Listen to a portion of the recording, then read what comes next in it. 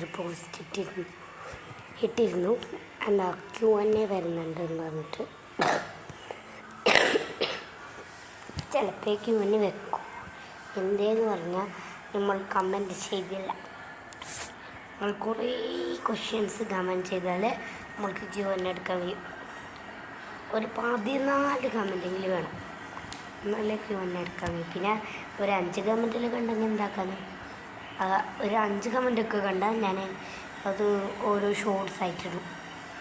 അതെൻ്റെ കുപ്പായം കിട്ടും മണി ഷോർട്സ് ആയിട്ടിടാം ഓരോ വീഡിയോ കമൻറ്റ്. അപ്പോൾ എന്താന്ന് പറഞ്ഞാൽ നിങ്ങൾ അത് കമ്മ്യൂണിറ്റി പോസ്റ്റിൽ കമൻ്റ് ഇടണം. എല്ലാവരും കുറേ ക്വസ്റ്റ്യൻസ് കമൻ്റ് ഇടും. അപ്പോൾ ചിലപ്പോൾ ഞാൻ ഒറ്റയ്ക്ക് ചെയ്യുന്നവർക്കുണ്ടെങ്കിൽ എൻ്റെ ഫ്രണ്ട്സൊക്കെ ഉണ്ടാവും.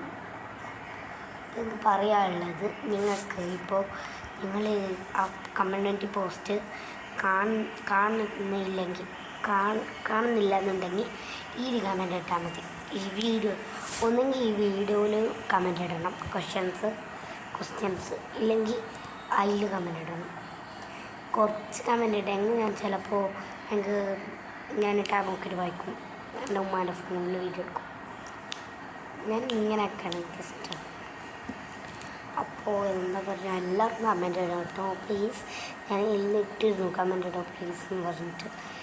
കുറച്ച് ക്വസ്റ്റ്യൻസ് കമൻ്റ്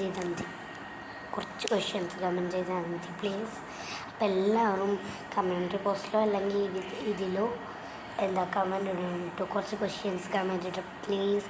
നമ്മളെ ഫസ്റ്റ് Q&A ആണ്. അപ്പോൾ എല്ലാവർക്കും ബൈ.